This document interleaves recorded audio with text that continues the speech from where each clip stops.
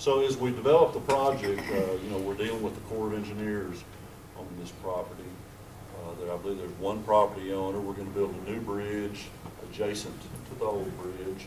The existing bridge will remain open while we're under construction, and so we're not going to have to close any traffic. Now, during construction, there might be, you know, some times where they're moving equipment and doing a few things, or paving transitions where there'll be some slight delays, but there will be no long-term closure. So we originally designed the project. We went down and we met with all the interested parties and tried to come up with a design that we felt would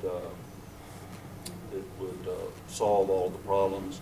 You know, designing the bridge is, I don't want to slight my structures, guys, it's really not the hard part. Now, it's hard to design a bridge sometimes, but designing the bridge itself isn't the hard part. Building the bridge is very difficult.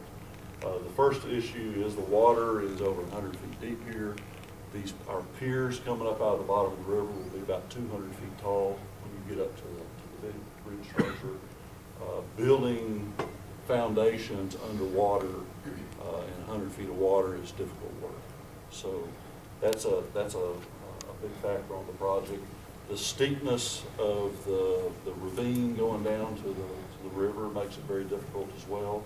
So the real issue for this project is constructability issues. I believe we've got a 400 and something foot main span, is that? 335. Oh, 335 foot main span of the bridge. It's a big long span, but the real issue is getting the substructures in place and being able to get the cranes in to be able to hang the beams.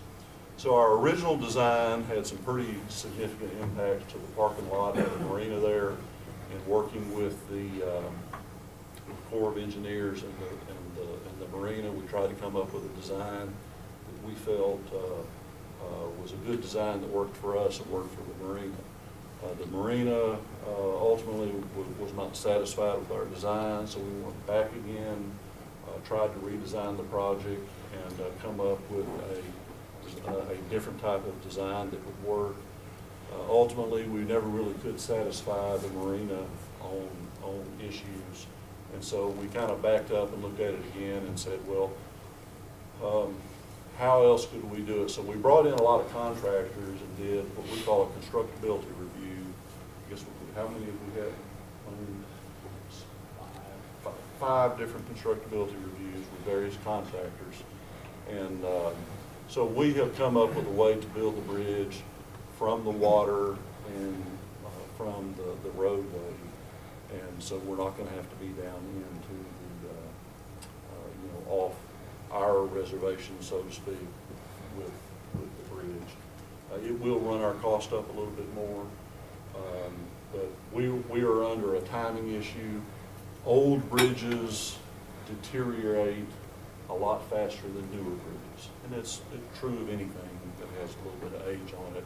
The condition goes along pretty uniform for a number of years, but when that condition drops, it plummets pretty fast. So that's why we've made the decision to go ahead and move forward with a project that will basically build, for the most part, we're going to be building the bridge from the river. So it is going to run our cost up somewhat, but we believe that we have the resources available to deliver it. So we're still finalizing our real estate agreement with the Corps of Engineers that allow us to get all of our permits, and we anticipate being able to open bids probably in the April-May timeframe and be under construction this summer. So we've come up with a way to deliver the project, and I guess that's the news for you. As far as construction impacts, we will still have access to the marina during construction. So you know, that is I know that is a major business in the community here. Still have access across the bridge. It will be posted. Again, it's at 22 tons right now. We hope to be able to keep it at that weight posting. I don't see anything that's happening that's going to have us change that. But that's one of our timing issues. We're afraid that if we kept dragging things out, that we eventually would have to lower the weight limit. It will probably be 24 to 30 months of construction to get the new bridge in place. But again, the existing road is going to be open to traffic during the time.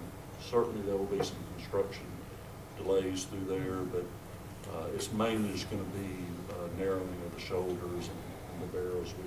We won't have a traffic signal or anything narrowing the road into one lane.